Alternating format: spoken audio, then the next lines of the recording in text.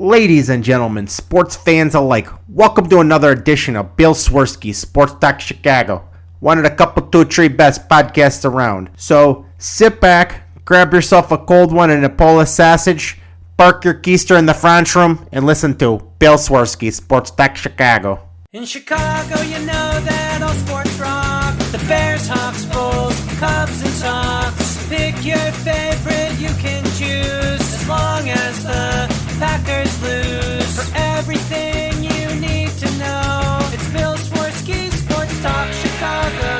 Bill Swerski Sports Talk Chicago. Hey everybody, welcome to another edition of Bill Swerski Sports Talk Chicago. This is your hosts, Alex and Sean. On this episode, it is going to be an extra special episode. It is the choke episode. Better get ready to perform the Heimlich. But first, I'd like to thank our sponsor, the Rockford Ice Hogs. If you're not familiar with the Rockford Ice Hogs, they're the AHL minor league affiliate of the Chicago Blackhawks. What does that mean for you? You get to see the stars of tomorrow today at family-friendly, affordable prices. You know you love hockey, and you know you love to save a little money. So make sure you head on over to icehawks.com, get yourself a hat, shirt, jersey, tickets, and more. Tell them Swerski Sports sent you.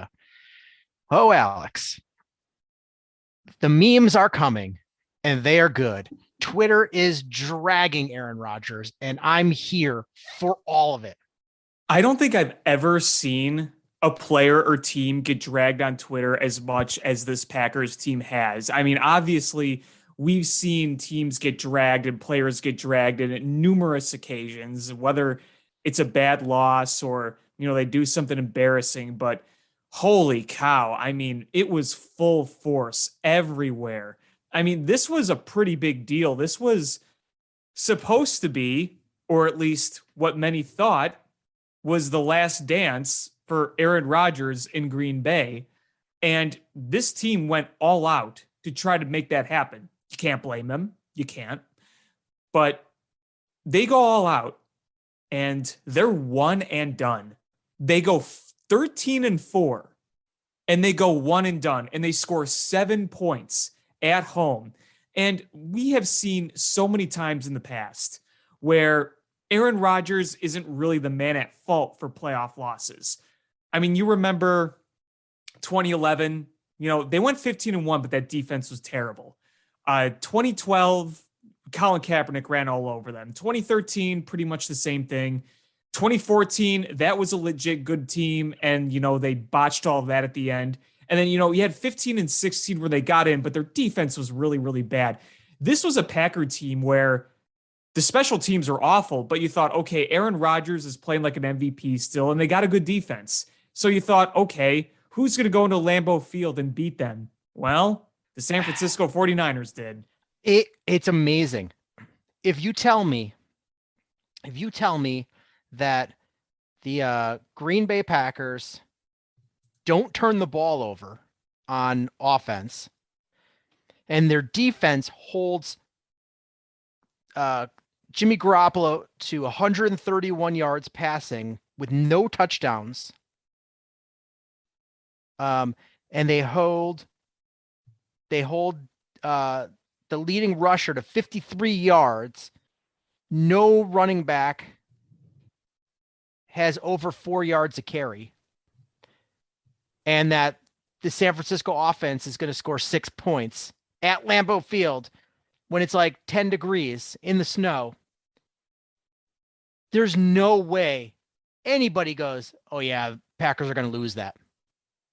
No, of course not. And we saw them get off to such a great start. That touchdown drive was like piece of cake. When that happened, I'm like, okay, this isn't even going to be a game. Like, this is over already. And boy, was I wrong. Boy, was I wrong. Absolutely. Absolutely. And that was a clear case of letting a team hang around and bad things happen. Yeah, exactly. And I'm pretty sure by like middle of the second quarter, the 49ers still had like negative yards total. Like, they didn't complete a pass until George Kittle caught one towards the sideline. And that was on the drive where Jimmy Garoppolo threw that awful, awful pick. That was just awful. I mean, that was the first time they actually moved the ball because they hadn't gotten a first down before that drive. And, Jimmy Garoppolo got sacked a few times. They turned the ball. Well, they almost turned the ball over. I mean, it was a mess. And then they turned the ball over with the interception. And then you get that huge play to Aaron Jones, and you're thinking, okay, this is where the Packers, they'll make it 14-0, and they won't even look back. Then they get a field goal blocked. Who would have thought? Yeah, I mean, if you tell me also that between Jones and Adams that they're going to have 220 yards combined receiving, I'm going to go, yeah, the Packers ran away with this one. But you look, and beyond those two having their 220 yards of receiving, the rest of the receivers for the Green Bay Packers combined for 6 yards and 1 reception. And this right there is going to be the stat that everybody talks about. There's one play in particular, the final possession of the Green Bay Packers. You remember when he threw to Devontae in double coverage? Yep. And Lazard was wide open. Nobody was around him in the middle of the field. But Aaron Rodgers tried to play hero ball, and we've seen him play hero ball plenty of times. But, dude, Lazard was wide open in the middle of the field. And you threw double coverage to Devontae Adams, and it ended up going incomplete. And then you had to punt it away, and it ended up being the game-winning drive for the 49ers. Also, keep this in mind, too. The 49ers didn't score a single offensive touchdown. No. Nope. Punt block and 2 field goals. And that wins the game in Green Bay. And my favorite part is, I don't know if you saw it afterwards, but Robbie Gould and Jimmy Garoppolo. Oh, yeah. They hugged, and Jimmy Garoppolo said, "Fuck the Packers." Yeah, I saw that. I mean, we got to really talk about the big thing about all this. Our good friend Robbie Gould was the one who did it. Yeah, and he did. I've gotten so much grief from Packer fans about how he cut Robbie Gould. And it just kind of felt like after years of making that joke, it's like, okay, I kind of understand it like the first year or so. And obviously Cody Parkey and that whole thing. But it's like, we've had a good kicker the past. Cairo Santos has been great for us. We don't really think about that anymore. We all still love Robbie Gould. You ask any Bears fan, they still love Robbie Gould. And you ask Robbie Gould, he still loves Bear fans. Like, he was at the playoff game. He bought a ticket there. Like, we love him. He loves us. And, it was a long time ago. And we kept hearing those jokes. And yet he's the one that ends their season. I mean, I just, what I was saying, Sean, was about this whole thing. I'm usually not one to talk trash too much about Green Bay because let's be real. They've owned us for many, many years. My entire life. The only time they had any sort of sustained success against Green Bay was from 2005 to 2007. Over that span, they went, I think, like 7-1 against them. Well, let's see, 2, 4, 5-1, sorry. And they went like 7-3 through 2008, from like 2004 to 2008, something like that. But other than that, Green Bay's destroyed us. And they're clearly the superior franchise to the Chicago Bears in pretty much every way.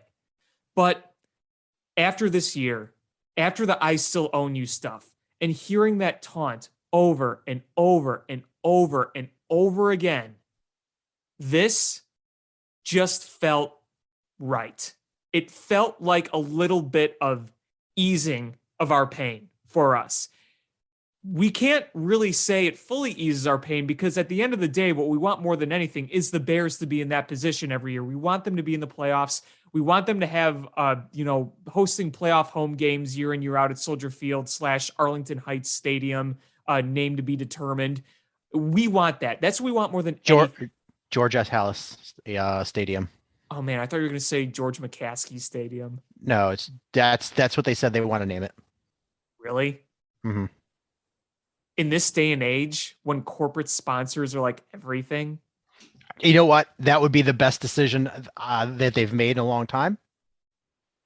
I'm all for it. I don't want like Hanes Underwear Stadium or, whatever. Dasani Water Stadium. Yeah, I don't want because they'll wind up with somebody stupid like guaranteed rate. And White Sox, I'm not talking crap on you. You just know that's a terrible name for a stadium. Right. At least US Cellular, the cell, had a nice ring to it, pun intended. You know, it's I don't want a stupid name, and most stadiums have stupid names.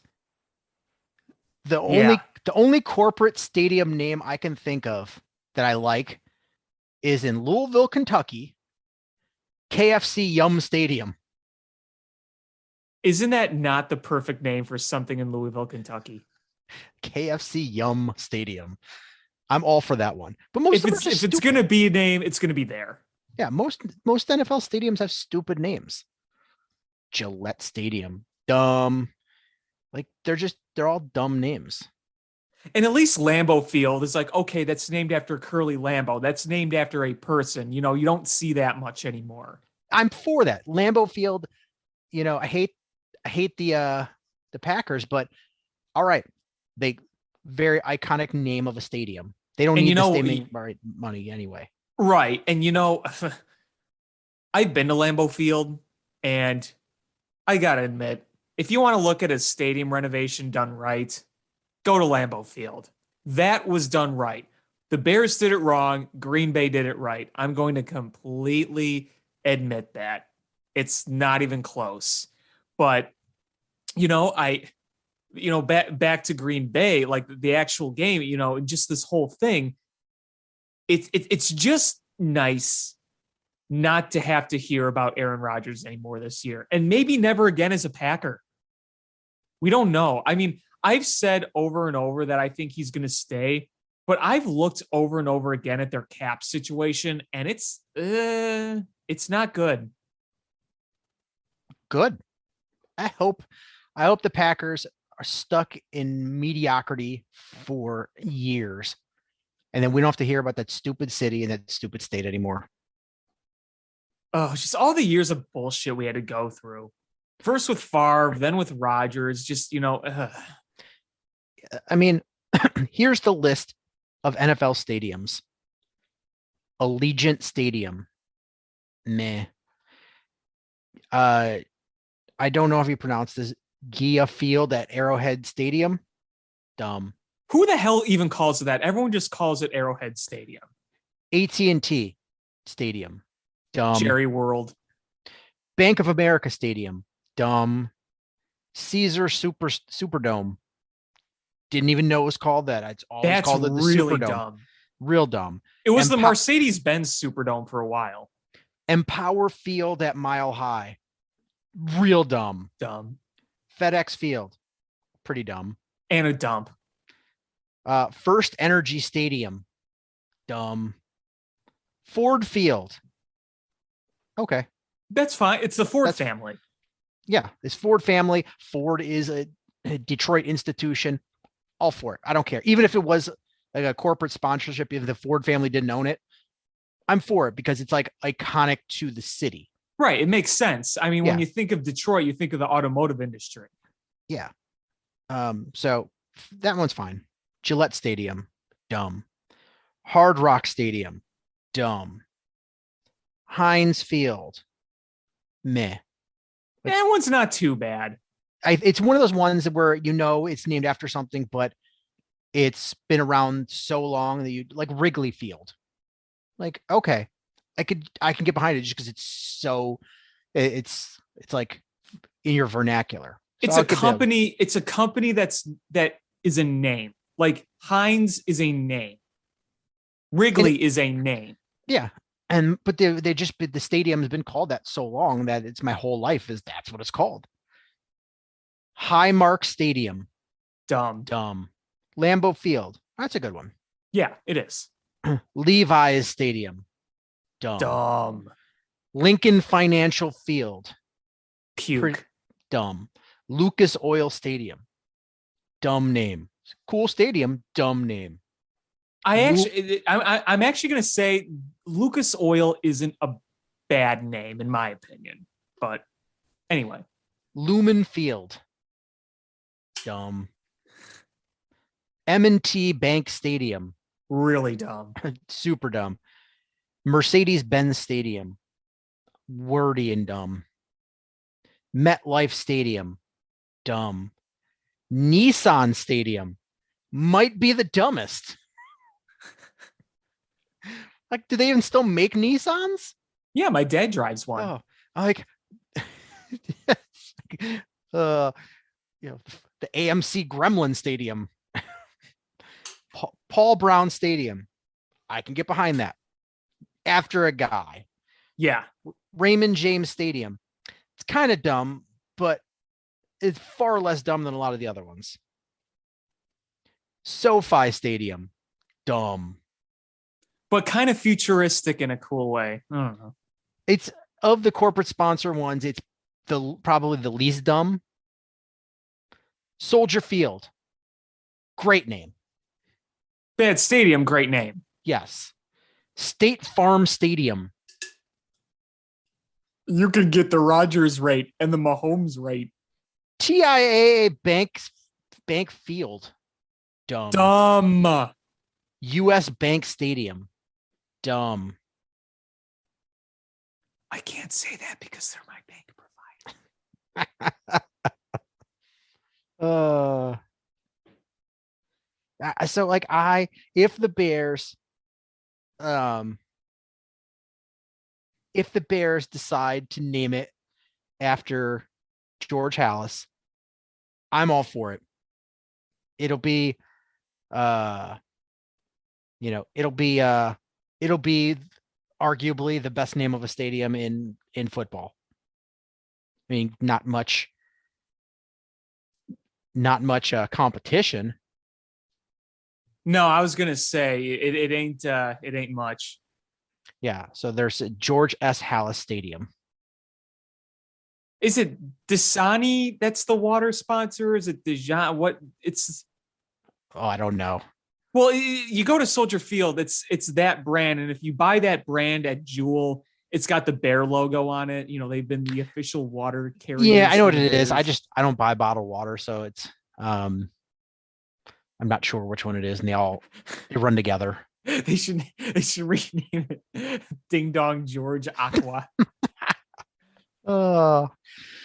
So I thought at this point we would have a leak about who was the likely candidate for general manager if we didn't have a general manager hire already. And we don't. In fact, we're still adding people to interview. And, I'm all for doing it right and getting everybody interviewed that you need to get the right person, right? I'm all for that. Sure. But can you do it a little faster? Like, we've got the Senior Bowl coming up in less than 2 weeks. And are you going to have like anybody to send to the Senior Bowl?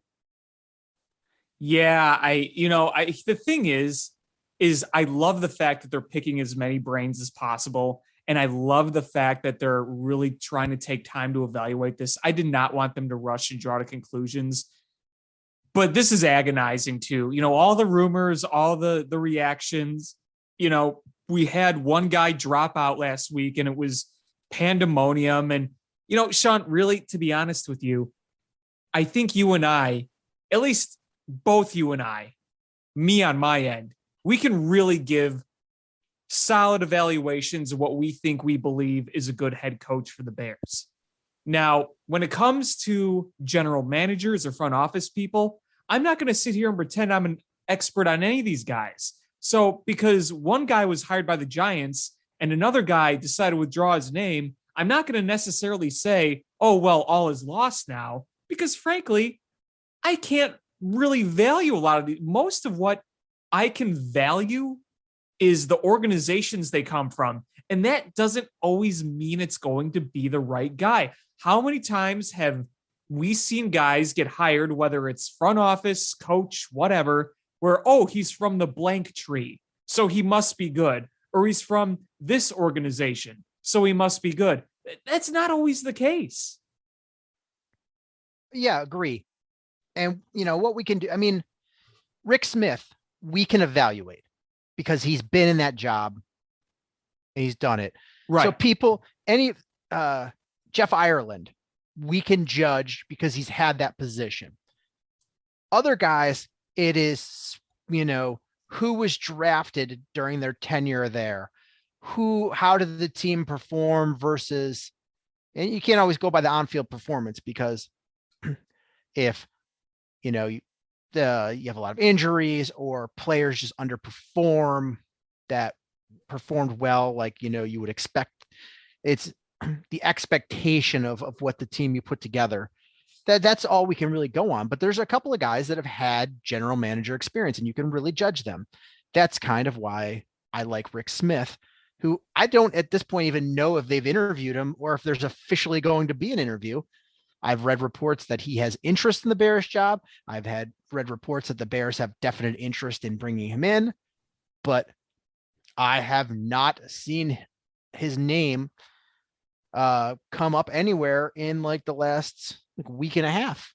It just into the ether. Yeah. And, we're hearing daily about who the Bears interview. I mean, they tweeted out, we've finished our interviews with so-and-so, and there's just such a long list of names.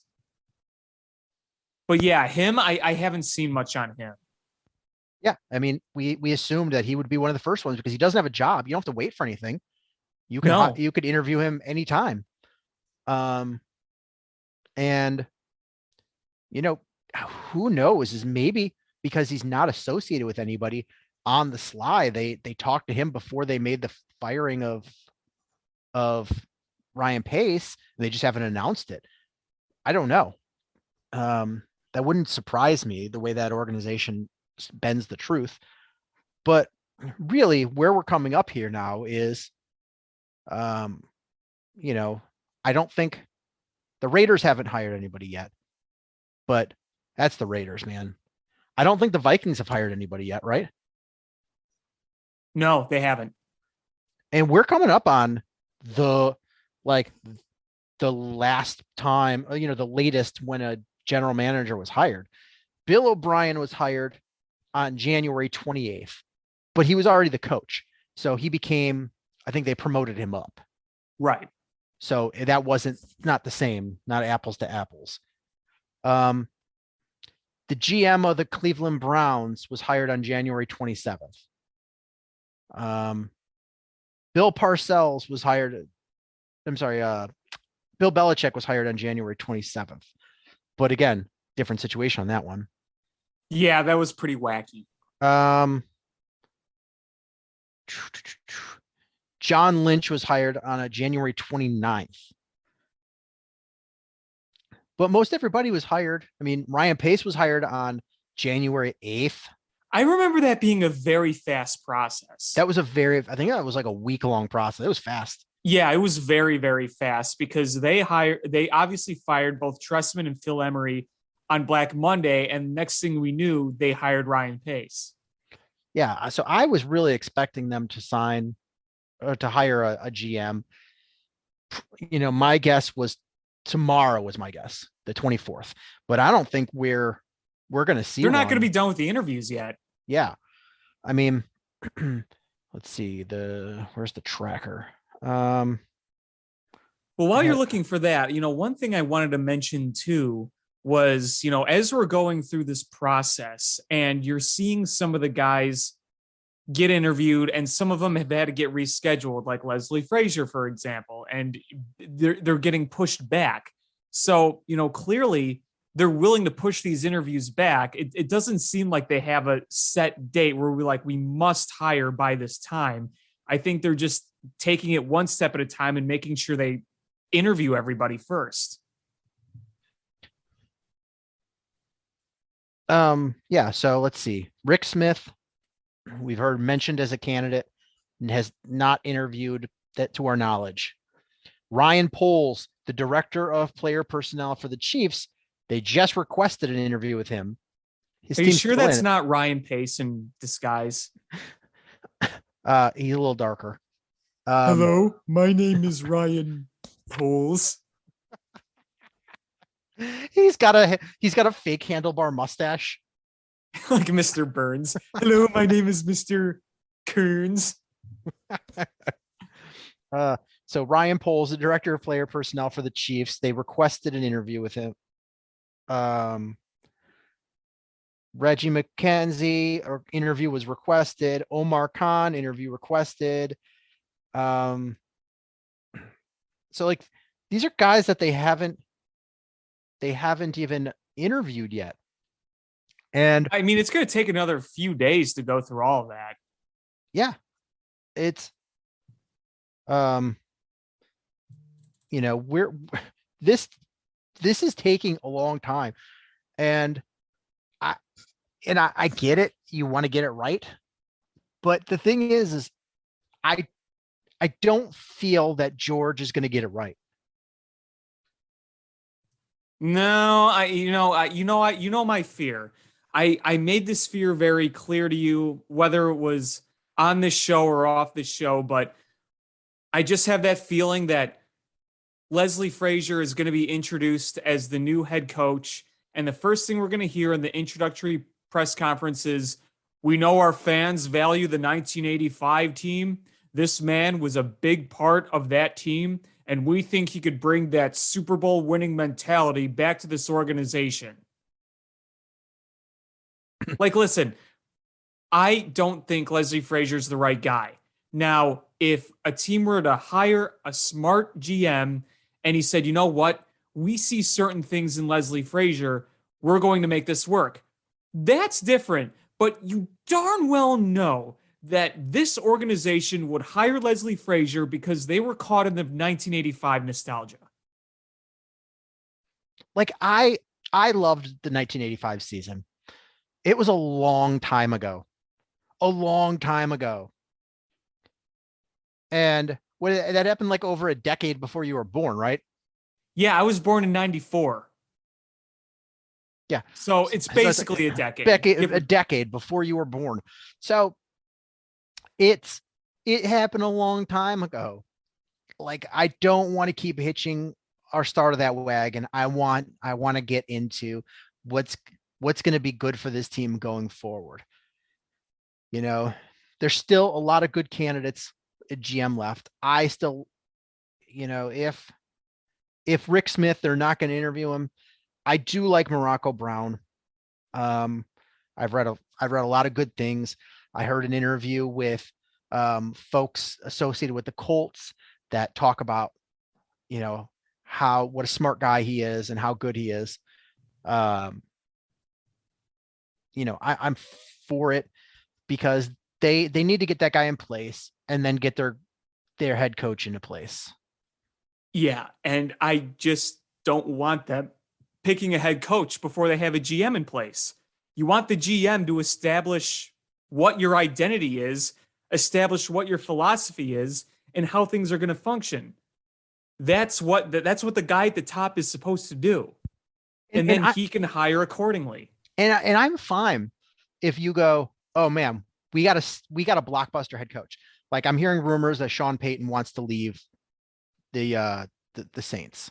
That changes the scope of things. Like I've said before, there are circumstances that would call for maybe a different approach, but we're talking Jim Harbaugh or Sean Payton, because they would essentially be the football CEO of the organization. I don't want them to be the football CEO, but if those caliber of guys come into play, you pick a good GM with their help. All right, hey, who do you want to work with? And you do it that way because that's what I'm trying to say. Yeah, yes. You hit a home run with the coach, and then you bring in the GM to fit the coach. Right. Right. Otherwise you're taking a stab at a head coach. You're picking somebody that's either a failed head coach, like a Leslie Frazier, or you're getting somebody that's going to be promoted up, and you want them to have a good rapport with their GM. And I'm not saying like, oh, you got to have good collaboration. I mean, you do, but I don't care about kumbayas and hugs and feelings. I just don't want a Jim Harbaugh, Trent Baalke situation where they want to slit each other's throats. Well, yeah, of course not. I mean, so you want a good working relationship.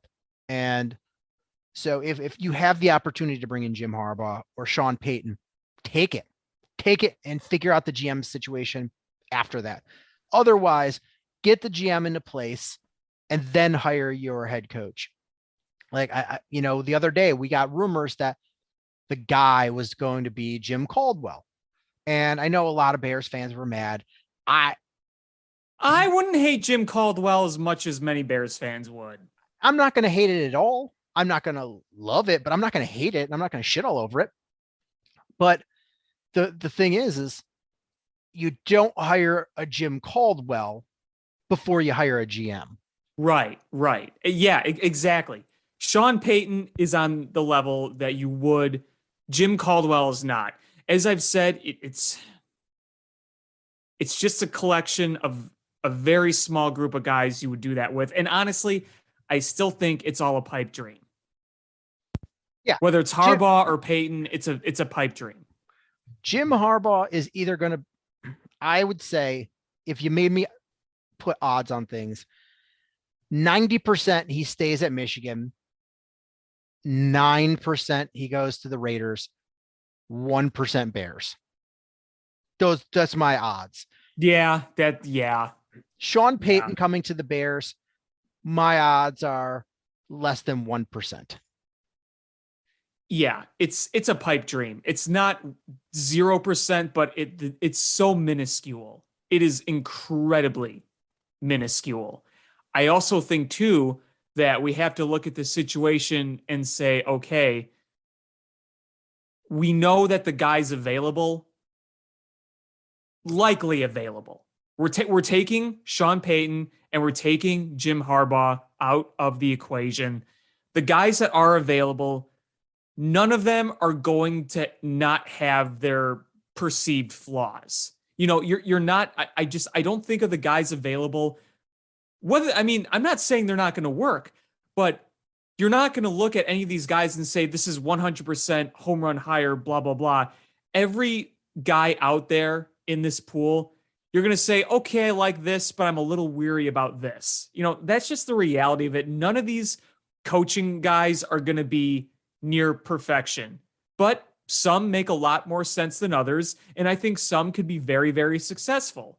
I'm just saying that don't expect this perfect prototype Madden type coach out there, because that's not really what's likely available. You have guys that have been coordinators like Dayball or Leftwich, or you have guys who, have a solid reputation like Jim Caldwell, though he hasn't won a Super Bowl. Or you have guys who, maybe they do have a good chance of being a good head coach again, but their first go-arounds were lackluster, and you're weary of giving that second chance to them because you want to hire someone that you can trust, and you're just not sure. Leslie Frazier could get another coaching job, and he could be very successful. I think he is a very smart football guy. I just wouldn't want him to be the head coach of this team. You could say the same thing about Todd Bowles. So you're going to look at some of the warts on all these guys. We have to make peace with that, is what I'm trying to say. Yeah, I agree. Everybody's got their warts. You do your due diligence and you try to build a infrastructure on your team so everything works out as best as possible. And while I'm not shitting on the Bears doing their due diligence and casting a wide net, I just want them to hurry up a little bit. Like Omar Khan should have already been interviewed. Rick Smith should have already been interviewed. Like, these people, just interview them, get them out of the way. Get them on your Zoom call. Yeah. And then go from there. Like, Rick Smith should have been first out of the playoffs, not even in the league, just interview him. Boom. And, you should have, You should have had him the next day ready to interview. But that's just my thing is you're not doing these fast enough to, so you can get to your second round interviews. And the rumor I'm hearing is Ed Dodds withdrew because he was upset that there was so many candidates, and he basically wants to get a GM job where they court him rather than he has to jump through hoops to get it. And that's kind of a loser way to think about it, which is kind of a little bad look on him. And this isn't the first time he's done this. There's 32 of these jobs. And man, Josh Allen is good. Yo, that touchdown. Holy crap. Just when you thought that they looked dead.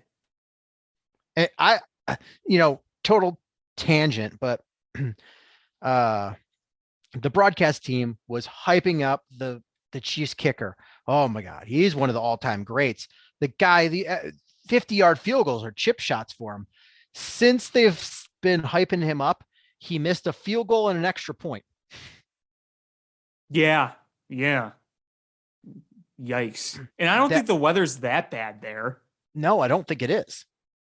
It was awful in Green Bay, but it wasn't bad there. Didn't stop Robbie Gould, but he's used to that. But yeah, I just want to, I want them to pick up the pace a little bit and at least get the GM into place. And if it takes a little bit longer to hire a head coach, okay. I mean, as it stands, I guess Leftwich now is free to be hired. So I expect Leftwich to probably get a job offer this week. But Daboll is, depending on what happens today, he could be off the boards from somebody this week. But I keep hearing people say, well, they hired the guy from Buffalo to be the assistant general manager from Buffalo to be the general manager for the Giants. That means he's going to bring Brian Daboll with him. I'm like, not necessarily. It could happen, but I don't think that's as guaranteed as people make it out to be. I mean, I'm sure he's on the short list of candidates this guy would like to hire, but it's not like, it's not like you just choose who your head coach is. Is Brian Daboll has a say in this. What if he doesn't want to go to the Giants? Yeah. What does he think that Daniel Jones is going to have a better ceiling than Justin Fields? I mean, it's not like the Giants just hired a new GM and they got a ready to build core to contend. It's quite the opposite. Yeah, you've got a disaster there. I wouldn't want that job. I mean, if you're telling me you're guaranteeing me a certain amount of time and we have a plan to get a quarterback into place. All right. Maybe you take that challenge on, but coaches want to win, right. And you're not going to win with Daniel Jones, and your running back might be run out of town, because he's not the same guy he was before the injury, and he's going to be due a lot of money. Like, I don't know what you got there. Bad offensive line, no wide receivers, bad quarterback, injured running back. Oof. Yeah. Yeah, it's not good. Things are not good there. Yeah. So it's not a guarantee just because you worked in the same spot. No. Ryan Pace came from the Saints, but he hired somebody from the Chiefs. It doesn't always, you don't always have to go to the, somebody that worked in the same place you did. Yeah. I mean, I just, there's this idea that they're married to each other. It's like, well, not necessarily. I mean, again, maybe he does go there. Maybe he does. I'm not saying he won't, but I just don't think you could just draw that conclusion. But I do want to say this is total loop back around, but I can't help but think some of my favorite tweets I saw about Aaron Rodgers. Aaron Rodgers finding out that owning the Bears equals not many playoff wins. Ooh, that's a cell phone on our part, but Definite self-own, but still funny. Yeah. Side effect of ivermectin is choking. Um, clearly Aaron Rodgers does as much research on COVID as he does on beating the 49ers defense. Can you believe the 49ers are 4-0 against him? I love it. And it's going to be interesting because the 49ers, what did they won like 6 in a row against the Rams? Yeah. It's going to be an interesting matchup. And I'm totally rooting for the Buffalo Bills in this game. I don't think they're going to win it, but I want to see the Bills and the Bengals because that's going to be a fun game. And it's going to be a game where I don't care who wins because I'm not rooting against anybody or for anybody. But if I had to rank the teams left in the playoffs, I would go Bills number 1, just because they lost 4 in a row. I'd like to see them get one. The Super Bowl you talking about? Yeah, I want to see those fans jump through tables. They won't be eating horse poo, right? Yeah, no, they'll just be jumping through tables. Them Bengals would be, and this is not who I think will win. This is my I guess my desire to win. Bengals would be second. Then the Rams, then the 49ers, then the Chiefs. I would go 49. My order is 49ers 1, Bengals 2, Rams 3, Bills 4, Chiefs 5. And I don't want to say I'm not rooting for the Rams because I like Matt Stafford. I like what they're doing. I kind of considered the 49ers my second favorite team. So I got to root for my 49ers, and I got to root for Robbie Gould, and I got to root for George Kittle because they both like the Bears. And I think Jimmy G grew up a Bears fan too. So it's like, you know what? You guys did us a solid. You're my second favorite team. I got to root for you guys first. Second, the Bengals, because I really like Joe Burrow. And the Bengals have suffered a long time. I kind of dig the fact they're going on a run. And I don't necessarily hate the Chiefs, but I don't know. Sometimes I get a little sick of them. I'm just sick of them.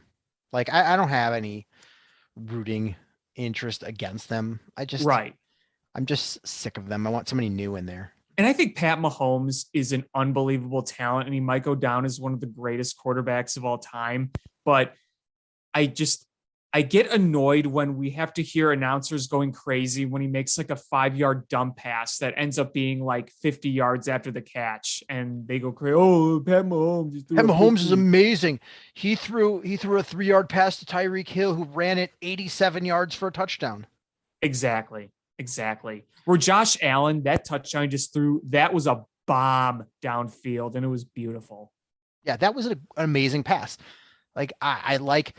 If I could watch Joe Burrow versus Josh Allen in the AFC Championship game, I'd be a happy man. Give it to me.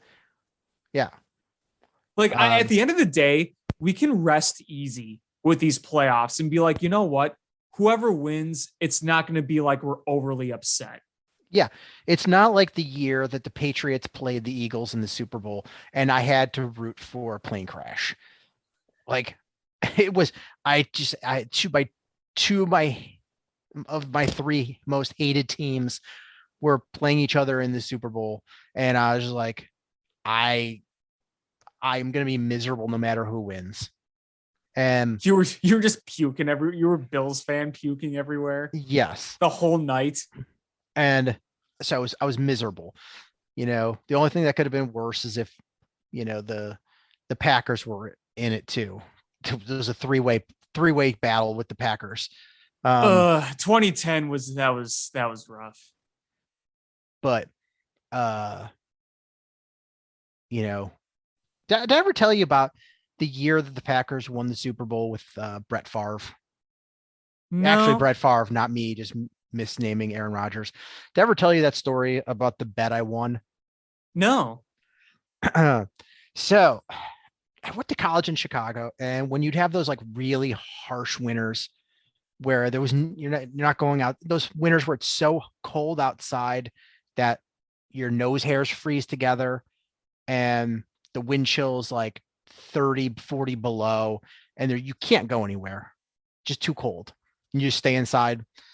Well, we had one of those weeks in the winter, and we were all just stuck in the college dorm. And so a bunch of us just started making prank phone calls. And I don't know who decided to do it, but we called 1-800-SAUSAGE. And it turned out that it's a Jimmy Dean sausage place in Tennessee. And we would call in the middle of the night. So we would get the night security guard. And we called this dude all the time after this. And at first he didn't want to talk to us because he thought we were, quote, the law. But eventually he started talking to us. And we told him our name was Cletus because there was like 5 of us that would call. And no matter who we talked to, he always thought we were the same person. But we always told him we were the same person. We were Cletus from Citibank. And he would just say, hey, Cletus. And finally we bet on the Super Bowl. And if he won, we were going to send him a bottle of Jack Daniels. And even though none of us were 21, I don't know how we're going to buy Jack Daniels. But if we won, he was going to shoot his gun in the warehouse. And we bet that the Packers would win. They did. And he shot his gun in the warehouse for us while we were on the phone. Wow.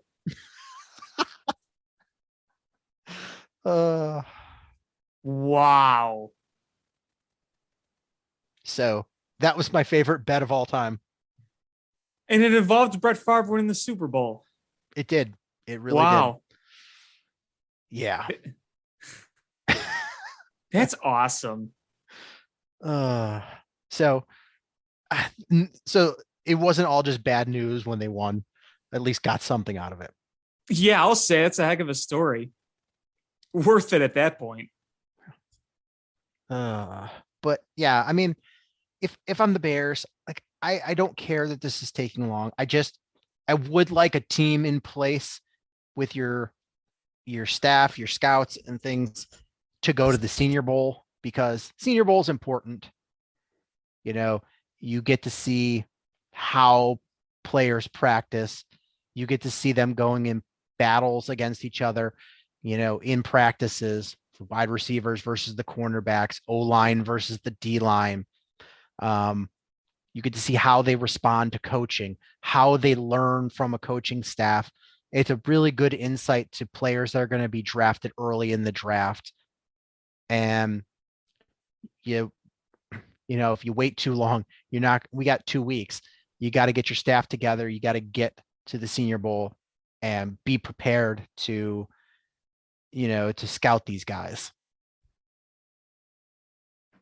Yeah, absolutely. You don't want George and Ted being the ones doing it, do you? Yeah, you're like Ted's down there, and they're like, where's your notes? And he's like, I wrote it on the butcher paper that my ham was wrapped in.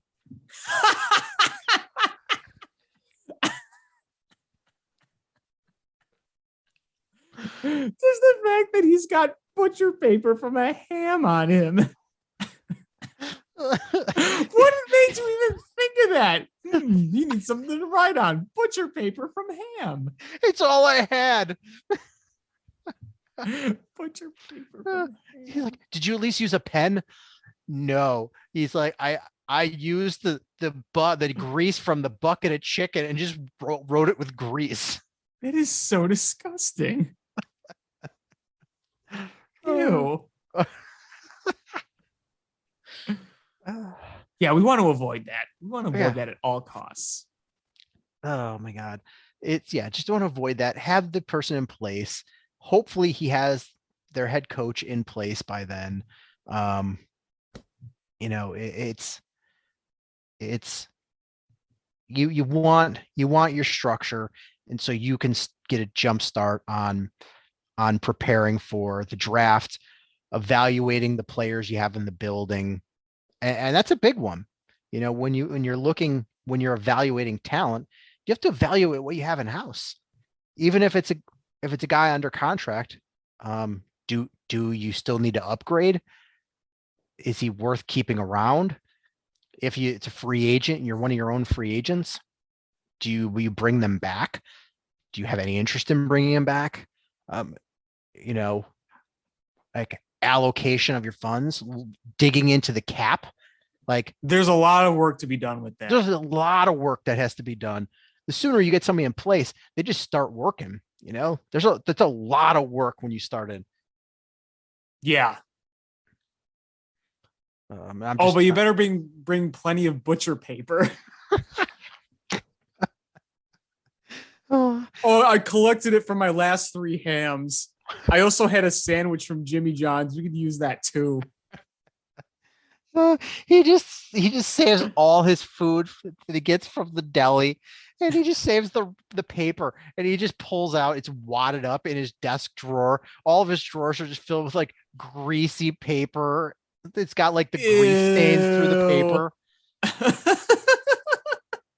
Every single drawer.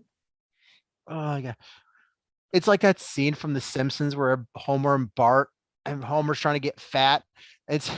They're wiping with the grease on everything. Oh yeah, and Bart wipes the grease on the wall and like turns into a window and the bird flies into it. Well, be creative. Instead of using bread, use Pop-Tarts. That's like Sweaty Teddy. He's like, oh man, this is a locked drawer. I don't know what I did with the key. Hold on, let me wipe some of this butcher paper on here and make the lock disappear. Let me see what's inside. Let me just wipe this here. Oh my God. Just wads of them. Wads of them.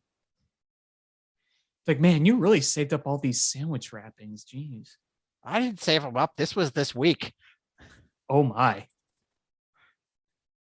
Oh man. Whew. So hopefully next time we talk to you guys, we have a GM in place. If we don't, the Bears are really behind the 8 ball. Yeah. I think we're gonna hire somebody this week. I would be real shocked if we don't. And It's gonna be Leslie Frazier and Jerry Angelo. I'm gonna guess. I'm still holding strong. I think it's gonna be Morocco Brown, and I'm gonna go Morocco Brown.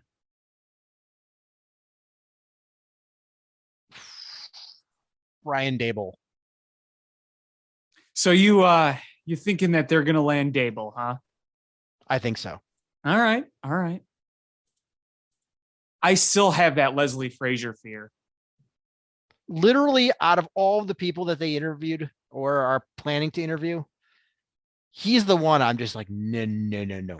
Right. Right. Like if they went from Jim Caldwell, wouldn't mind Jim Caldwell. If they went with Brian Dable, that'd probably be one of my first choices. Byron Leftwich would be another first choice, though I feel like he might be going to Jacksonville, but we'll see on that. That's what I keep hearing. We'll see. I mean, we'll see.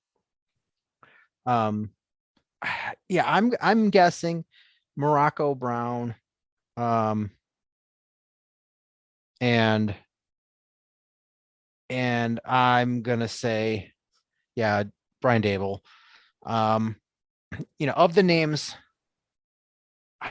I don't think I want Todd Bowles or Dennis Allen or Leslie Frazier. Anybody else I can live with. Yeah, that's kind of how I see it. I mean, yeah, anybody else I can live with. But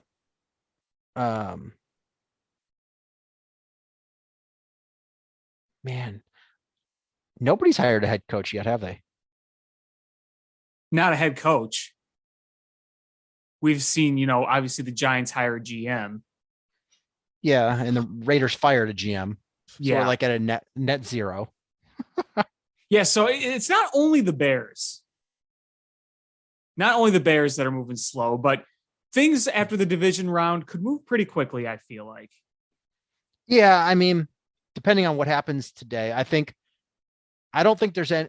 I mean, Eric Bieniemy interviewed for somebody. I forget who. The Broncos. He interviewed for the Broncos, but I don't think he's there.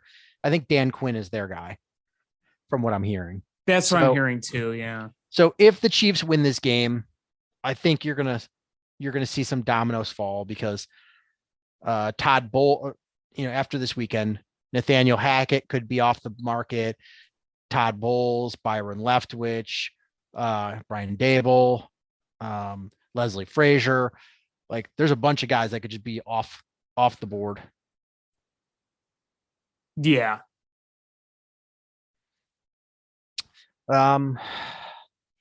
I think I know where you want to go next. Yeah. Yeah. It's a really, really, really aggravating and sad turn of events. Especially tonight. You saw what happened tonight. No, I didn't.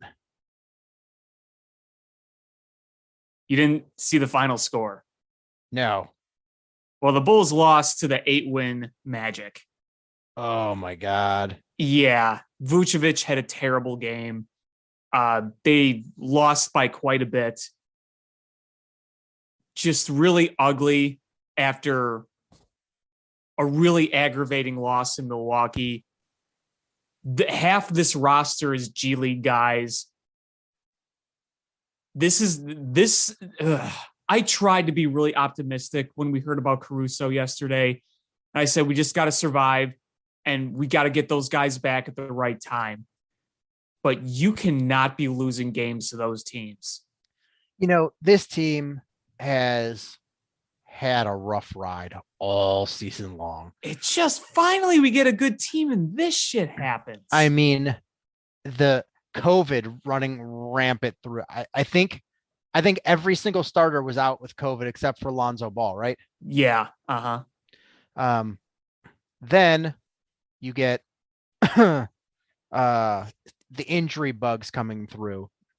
And now you have Zach, who's probably coming back Wednesday.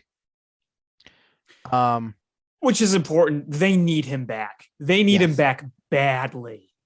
But you have Lonzo Ball going down with a knee injury out 6 to 8 weeks. I believe he already had the surgery, the scope, for a meniscus tear. And then the nut punch to go along with everything is the most hated player in the league. Cheap shots, Alex Caruso breaks his wrist. He's out 6 to 8 weeks. And he just came back. That is such a big loss. And Grayson Allen has the punchiest punchy face in the world. Yeah. I mean, here's the thing. It's one thing if you commit a hard foul and you check on the guy to make sure he's okay and you say, you know what, my bad, got caught in the moment. But Grayson Allen, everybody who watched Duke basketball knows who he is. Anybody who remotely followed college basketball knew who he was, not because of his talent, but because of the type of player he was. The fact that he didn't even check on Vooch, make sure he was okay, and he did that little smirk, it's just, oh, you were such a little rat. And he gets 1 game suspension for that hit. Did you see what the Milwaukee Bucks just did? No. Was it the tweet? Not the tweet. they released an official statement. Oh, God.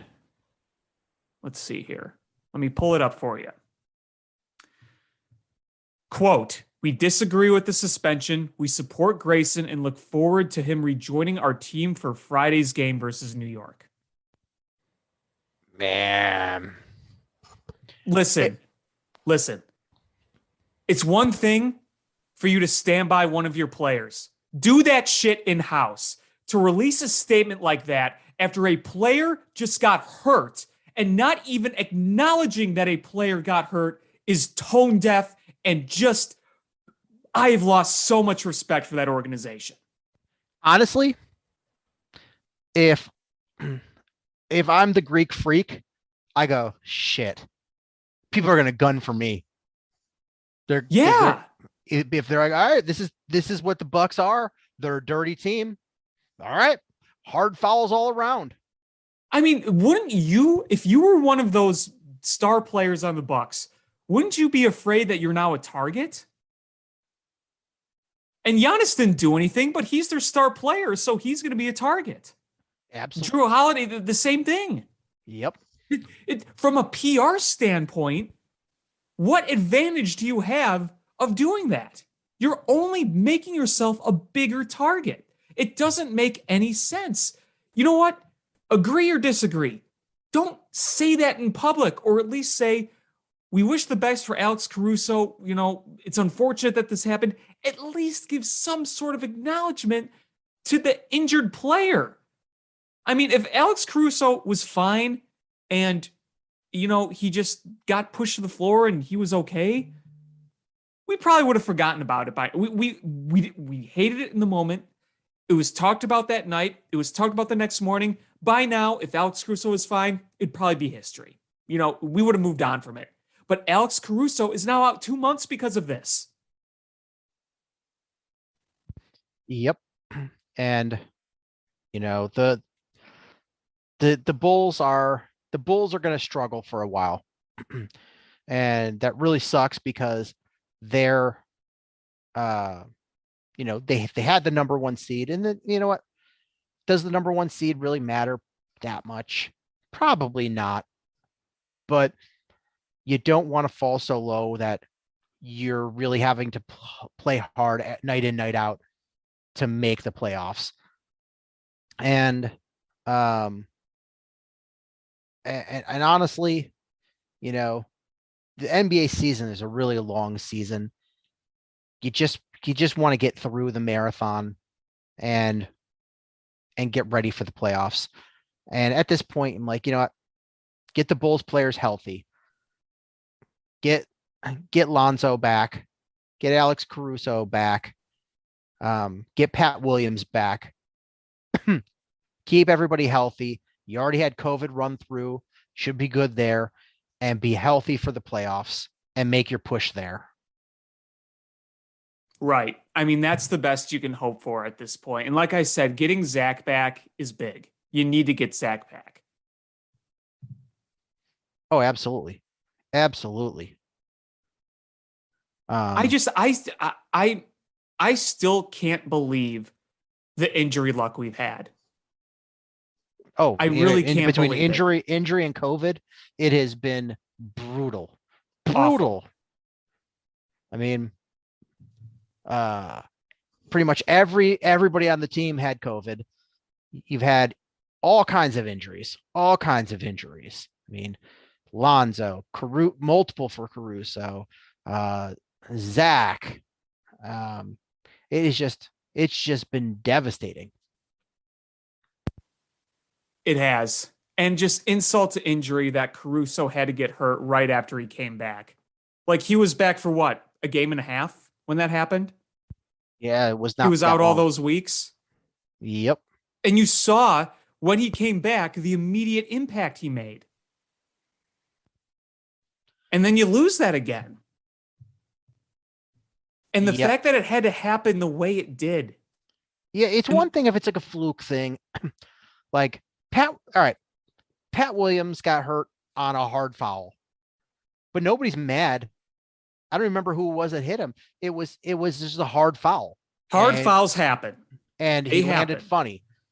But Grayson Allen, what was a dirty play from a dirty player he's a known dirty player. You're right. It's, and like I said before, had it been that similar type of play, but it wasn't a player with that reputation, and we checked on him and he said, "Hey, my bad," shit happens. But Grayson Allen has been doing this since his college years. He's known for doing this. When you have a history of doing this, you don't deserve the grace from people. You don't. No, you don't deserve any grace. He's a history of doing it. I'm sure he was like that in high school too.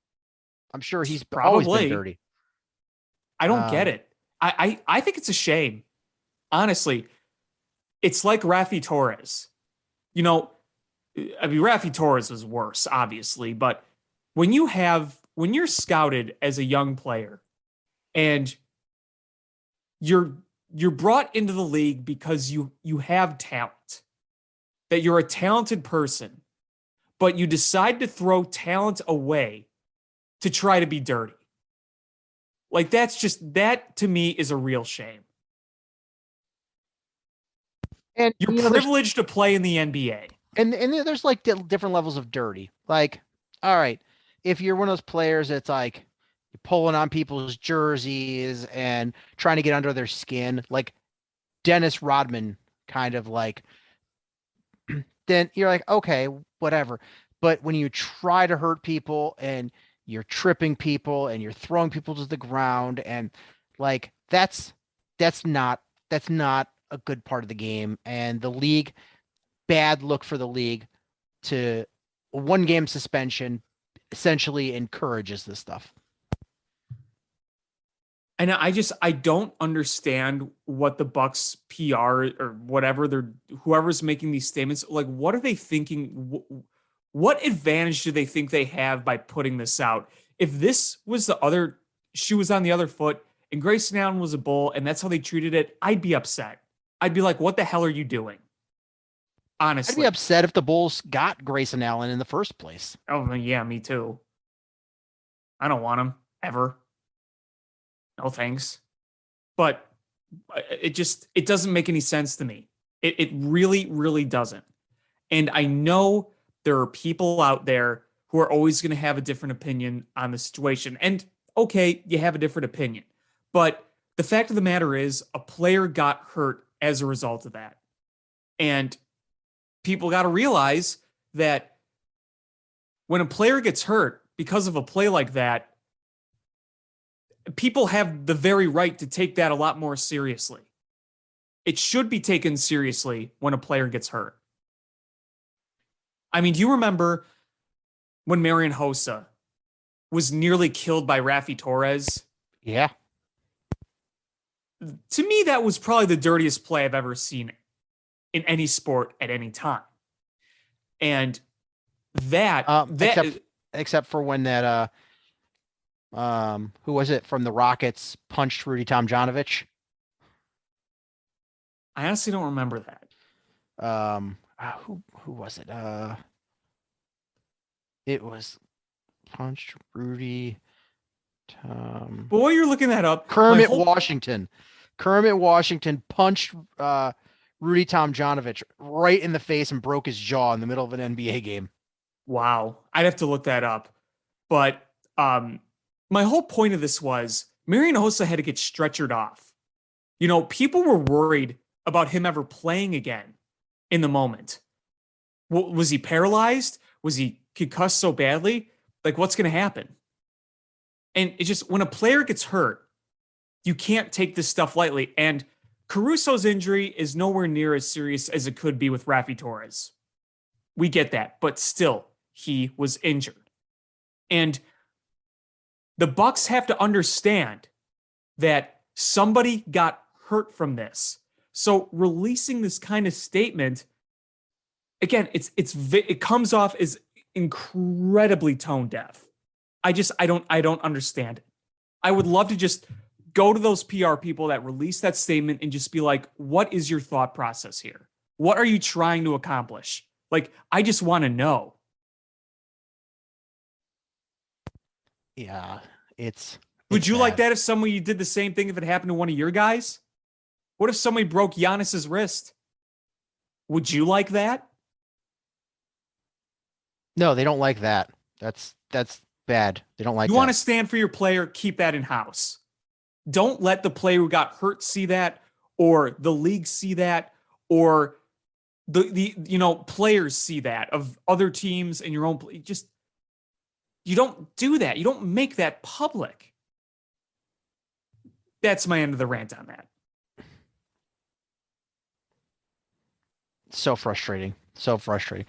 And we've the Bulls got a lot of work to do. And honestly, with the bad luck that they've had and where they are with injuries, the trade deadline is what, in 2.5 weeks? It's coming up. I think it's February 10th. So yeah, 17 days, 18 days. So are you heavy buyers at the trade deadline? Are you able to move on to You don't players? have, the problem is you don't have the ammunition to really pull off a lot of big trades. And that's the thing is like, Kobe White was a potential trade asset, but you need him with Lonzo Ball out. Right.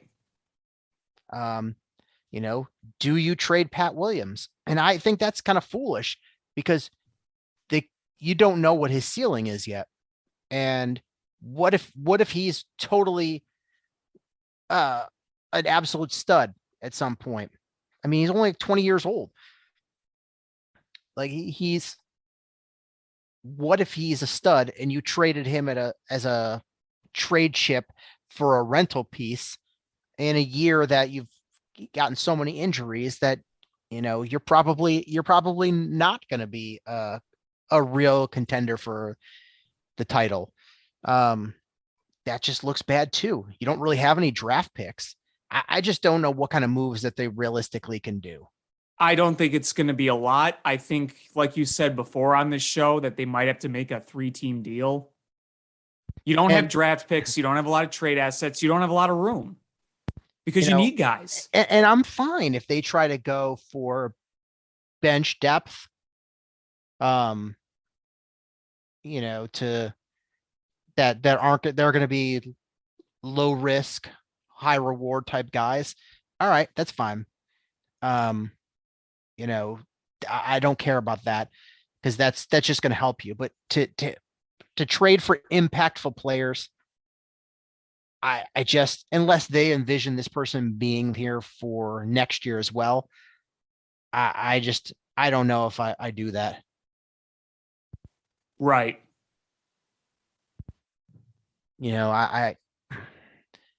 I don't know if it's worth it because this year is starting to come down to a lost year. I mean, going into the season, I don't think anybody had the expectations of being where we're at, but the injury bugs and the COVID bug has just been so rampant that it's hard. This team was already thin to begin with. We talked about that, them needing to be healthy as their starters to be able to compete, and we're not seeing that health. And we've seen some good things from the bench, much better than I was anticipating going into the season. They just not good enough, I don't think, to make a deep run.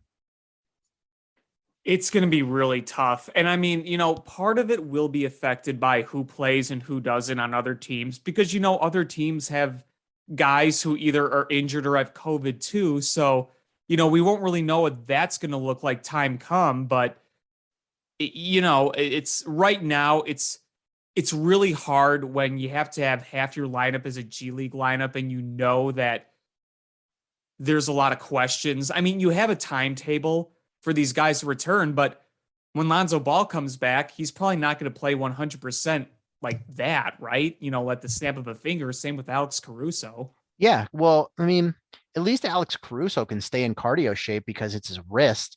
He can run, he could do things like that. It's Lonzo Ball, it's a knee. He's gonna have to build up his stamina and his build up, getting back into shape. And you look at this team, and Ayo Sumo has been an absolute steal and has been such a good story. But you ask, like, is he an elite enough player to carry you while you have Zach out, while you have Lonzo out, while you have Caruso out? And the answer is no. And it's not to knock on him at all. It's just there's not many players in the league that can step into some of those shoes. Right. It's gonna be tough. Yeah, I'm being realistic. A rookie second round pick to come in and step in and pick up the minutes and the points that you need. It's just an unrealistic ask. And the other thing too is other contending teams are going to make deals, so they have the chance to strengthen themselves. I'm sure they will. Maybe the Nets they'll pay somebody to do a Jeff Galooly and Tanya Harding, except instead of a club, it'll be a COVID injection for for their point guard. Somebody runs by and hits him in the arm with a vaccine. Wait, are you even old enough to remember the Jeff Galooly, Tanya Harding situation? I know the situation, but no, I didn't remember at the time, but like I've read about it. Yeah, if anybody just doesn't know, Nancy Kerrigan and Tanya Harding were two the best American ice skaters at the time, and Nancy Kerrigan was known as like the all-American girl, and Tanya Harding was like from the wrong side of town, and she was rough around the edges, and she and her husband hired this guy Jeff Galooly to hobble Nancy Kerrigan to help Tanya Harding's Olympic chances. So he caught her coming off of a skate and hit her with a club in the knee. It's a wild story. They did a movie about it where yeah, wasn't that with what's her face? Are you talking about the one that came out recently? Yeah, it had Margot Robbie. Margot Robbie. Yeah, that's right. Tanya, and it's such a wild story that you're like, this is not real.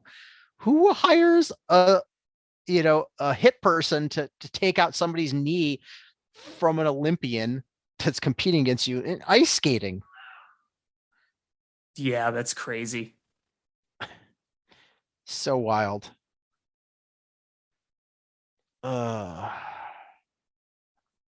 Maybe we need to do that with Grayson Allen. Oh, I think Grayson Allen needs to sit in Ted's butcher paper drawer.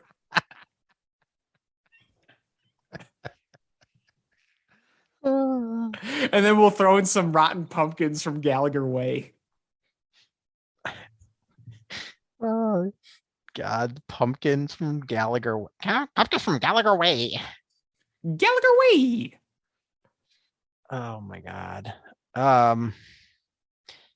Baseball, there's nothing happening. I mean, pitchers and catchers should be reporting in like 2 weeks. No, but you know what I do like seeing? Cubs pitchers are posting videos of them warming up and working on their stuff, including Marcus Stroman. Go check it out on Twitter. I'm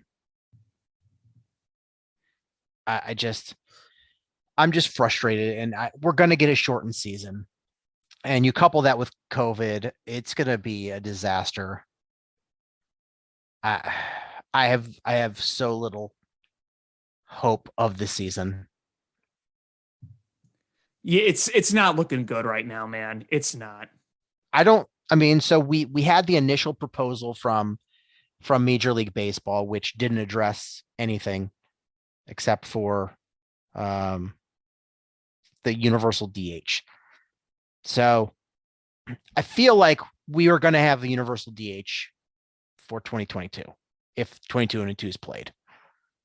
But when did we get that? Like a week and a half ago, that first proposal, and the players union, to my knowledge, has not responded yet.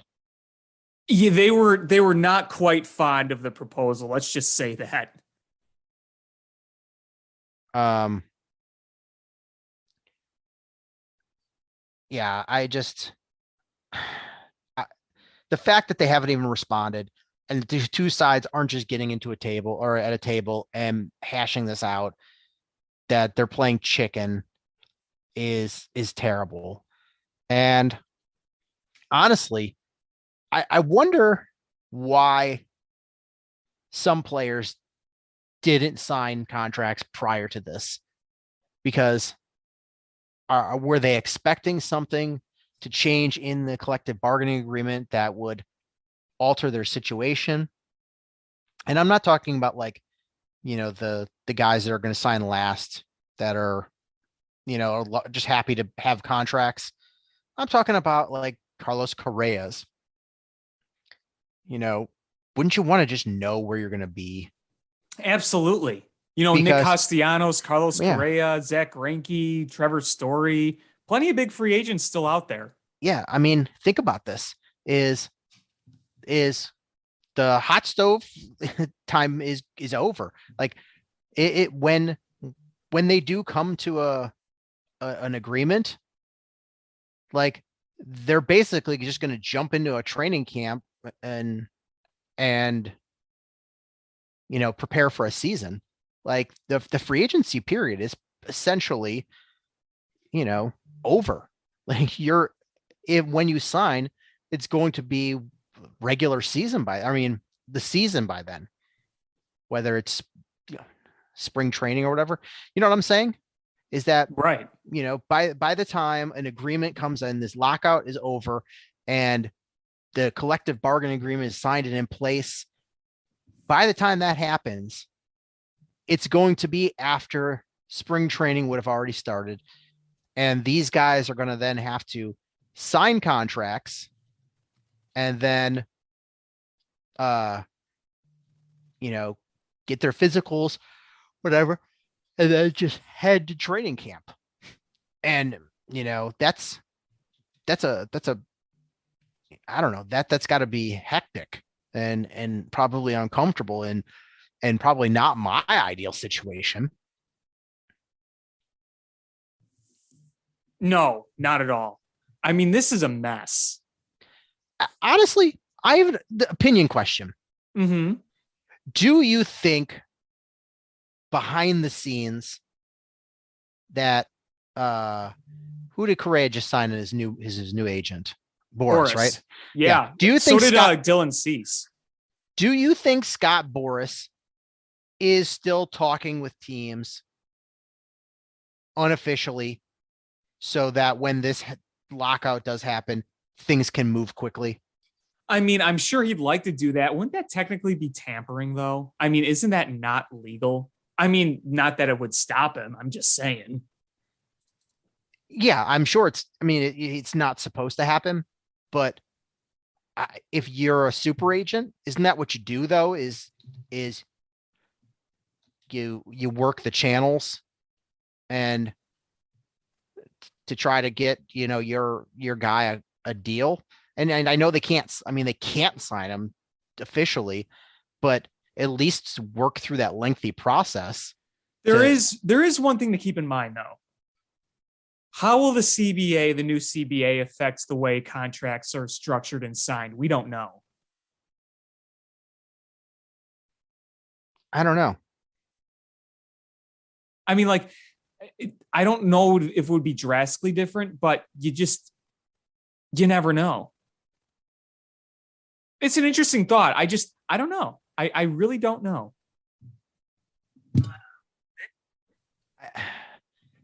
Yeah, this is a mess, and it drives me crazy that the league can basically hold everything hostage.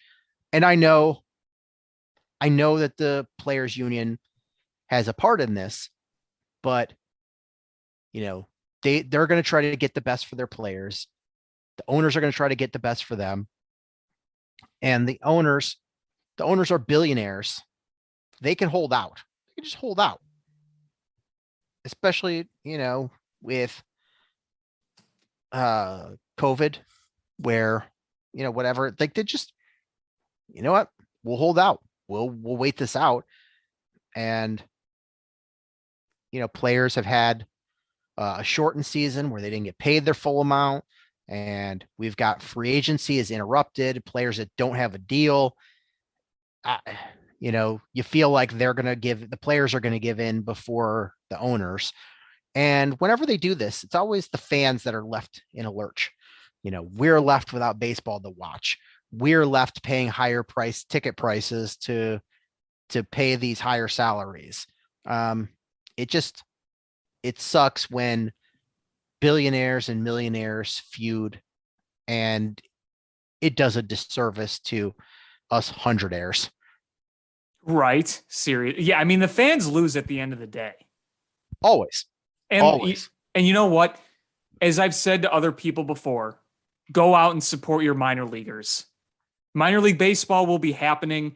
It's a huge year for the Cubs farm system. Support the Iowa Cubs, the Tennessee Smokies, the South Bend Cubs, the Myrtle Beach Pelicans, and your local minor league teams. Whether you're in Chicago or wherever you're listening, support minor league baseball. Yeah, I'm absolutely going to go see some minor league baseball this year. Absolutely. Chicago Dogs, Kane County Cougars, go crazy. Support your minor league teams. And yeah, as I said on last week's show, please marquee, if the Cubs aren't playing, give me all the Iowa Cubs, Tennessee Smokies, Myrtle Beach Pelicans games you can. The Cubs will be dumb if they don't broadcast those games. Dumb. Live on Pumpkins from Gallagher Way, this is Tom Ricketts with special guest Ryan Dempster. To honor Kerry Wood striking out 20 guys, he's going to throw 20 pumpkins.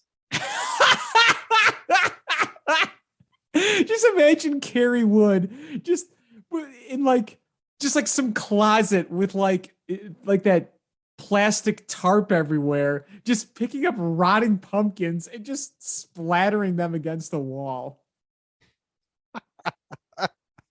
Oh my God. It's just nonsense. This AFC championship, holy crap. Yep. Do the Bills do it? 1 minute to go. 1 minute to go. They're down by 4. And so they got to score a touchdown, and they've got a minute 2. But all their timeouts. This is going to be wild. I am totally rooting for Josh Allen. Me too. Go get it. And if not, George, get Brian Daboll. Just get your fishing rod out or your fishing net, whatever you have, and reel them in. Do you want to talk quickly about Blackhawks? Yeah, PU. The team stinks. This team stinks. And I don't know what the solution is here. Well, here's the thing. Kevin Lankinen is now hurt after he had a hell of a game in Minnesota the other night. And you're going to be trading away Marc-Andre Fleury, and Lankinen is hurt. Say hello to the Rockford Ice Hogs goaltending core. Yeah. Gonna have Soderblom. I mean, this season's lost. We all know that. We all know this season's lost. But I will give them this. They had a nice little 4-game win streak before the Wild pretty much embarrassed them, and we had to watch Ryan Hartman have a revenge game. But it's funny. They'll win like 3 or 4 games in a row, and you're like, oh, that's nice. And then they'll just crap the bed the next few games. I mean, the game in Seattle was awful. When they lost in that shootout, that was awful.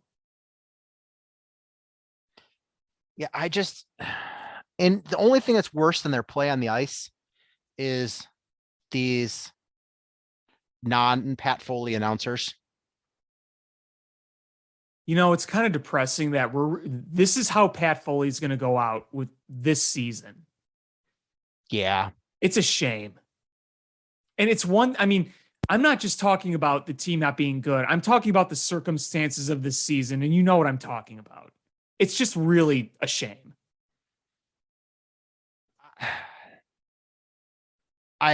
I just have a hard time with the fact that you're going to let your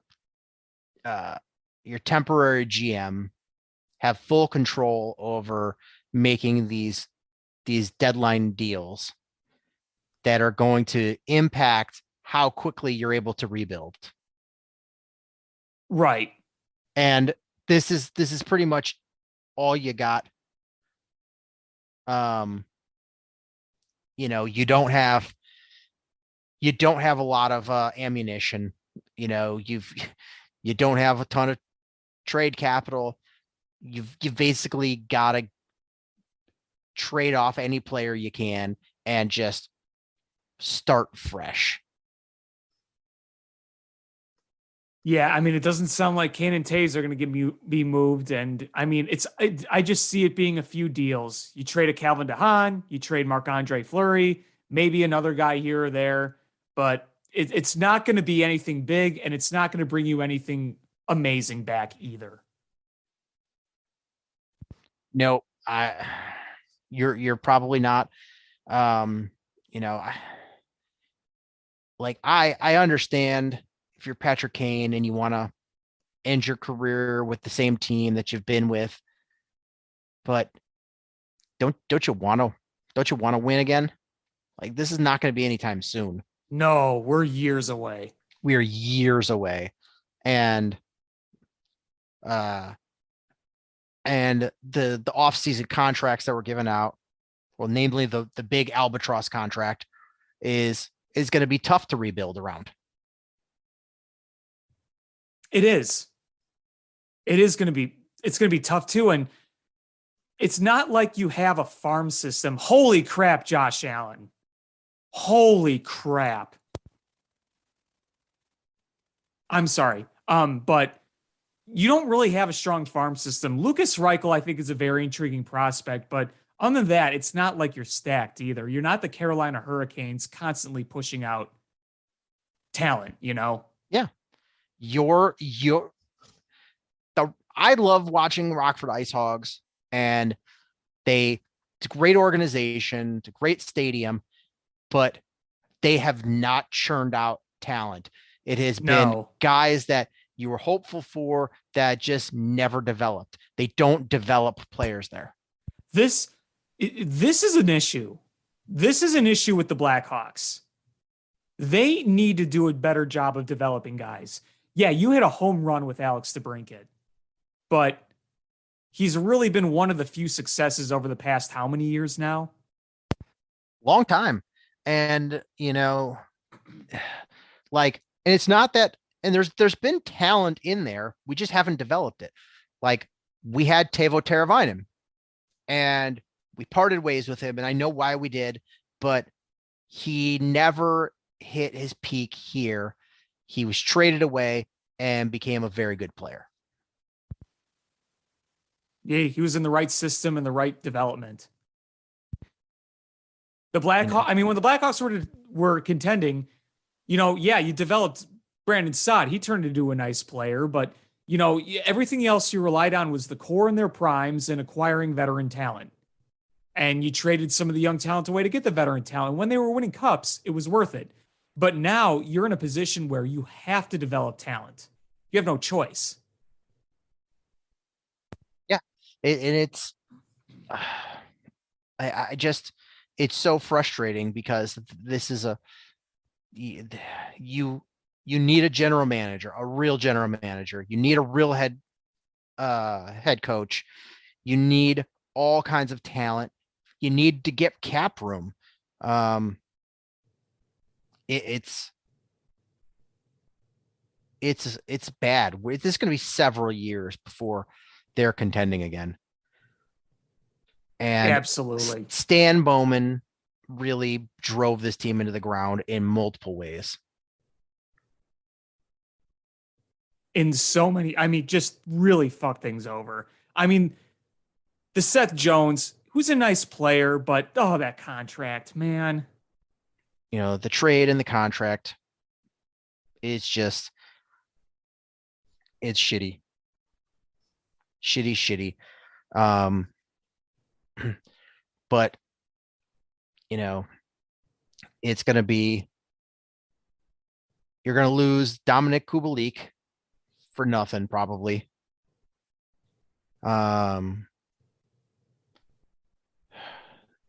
You've got the rest of this year and next year with Jonathan Taves, and you probably don't bring him back. Not if this one. Same thing with Kane. And I mean, how that's a tough one. It's, you know, you're like, okay, Patrick Kane is probably arguably the greatest player in this organization's history. And do you want to see him go to play another team? But how do you also pay him? And when he's going to be on a bad team and it just eats away at salary on towards your cap. Yeah.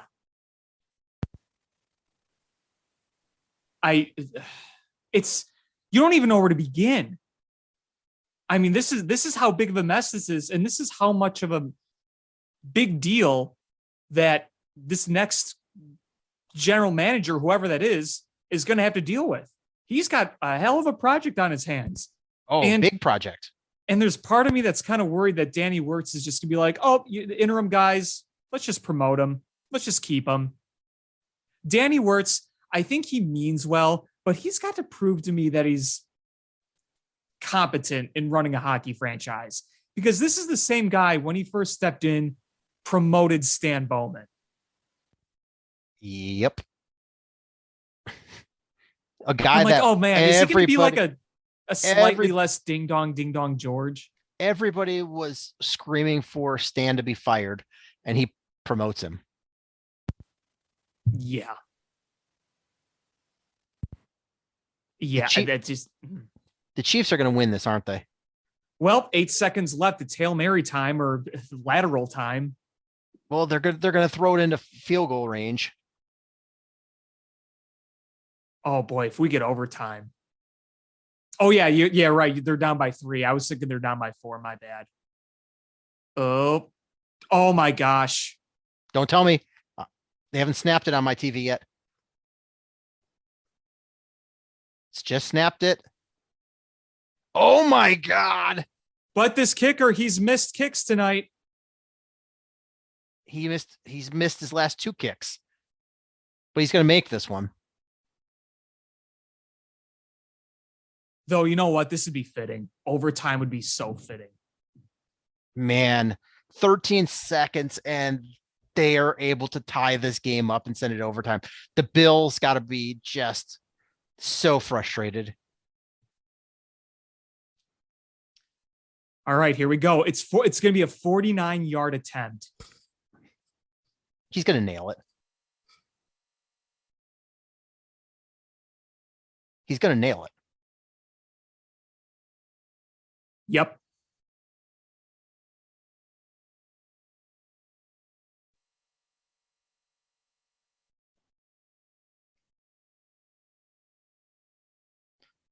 Wow. Oh my God. I hope the Bills get the win the toss and they march down to score a touchdown. Don't even give Mahomes a chance. Yeah. Well, we'll see who wins the coin toss. Oh, man, this is an all-time great. This is an all-time great playoff game. Wow, this is nuts. You know what? So, this game is going into overtime. Every other game in this round of the playoffs has been a 3-point victory. Yeah, because the last 3 games in the division round were all field goals, walk-off field goals. And we could see that again tonight in this game. It could happen. I don't think we will. I think we're going to see a touchdown. Dang it, man. Have some faith that we're going to keep this pattern. That would be great if every game from here on out was a field goal, a walk-off field goal. Wouldn't that be awesome? I don't know. Here we are talking about the crappy Blackhawks, and there's this all-time great. Oh, and the Chiefs won the toss. Oh, God.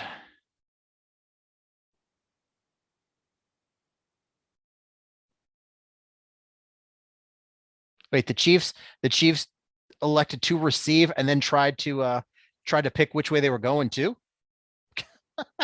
That's not how that works, Kansas City. Oh, man. But there were 17 seconds left. If the Bills lose this game, this would be an all-time heartbreaker. Honestly, if I was the Bills, I would have pooch kicked that one and forced them to field it and run time off the clock. But yeah, it's neither here nor there. Is there anything else you wanted to talk about? No, I'm so hyped right now. We got to watch this overtime. I know. I want to be, end this call so I can watch this and pay attention, because right now I'm muttering and sputtering, while I'm watching this. As we're talking about the Blackhawks future, which is bleak as hell. I know. Oh my God. At least the Bears have a quarterback. For as bleak as they are, that we have a quarterback. Yeah, but we're also in the hands of Ding Dong George. I think they're going to get the GM hire right. I think. Fingers crossed. But that's going to do it for this episode of Bill Swerski Sports Talk Chicago. I want to thank everybody so much for listening. Please hit subscribe however you listen to podcasts, whether it's iTunes, Stitcher, YouTube, Google Play, Spotify, etc. Share this podcast with your friends. It's how we grow the show. Follow us on social media at Swerski Sports, Facebook.com/Swerski Sports, SwerskiSports.com. Follow Alex at AlexanderJPatCreative.com for all the cool stuff that Alex does. And again, thank you guys so much for listening. And until next time, bear down. Ladies and gentlemen, sports fans alike, welcome to another edition of Bill Swerski Sports Talk Chicago. One of the couple, 2, 3 best podcasts around. So sit back, grab yourself a cold one and a Polish sausage, park your keister in the French room, and listen to Bill Swerski Sports Talk Chicago. In Chicago, you know that all sports rock. The Bears, Hawks, Bulls, Cubs, and Sox. Pick your favorite, you can choose. As long as the Packers lose. For everything you need to know, it's Bill Swerski Sports Talk Chicago. Bill Swerski Sports Talk Chicago.